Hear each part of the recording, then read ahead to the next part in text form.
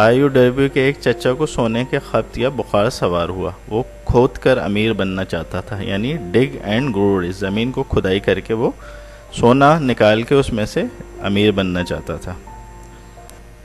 مگر اس کو یہ فلسفہ معلوم نہ تھا، نہ ہی اس کے علم میں یہ بات تھی کہ تھنک اینڈ گرو رچ بھی کوئی چیز ہوتی ہے، یعنی سوچ کے بھی امیر بنا جا سکتا ہے.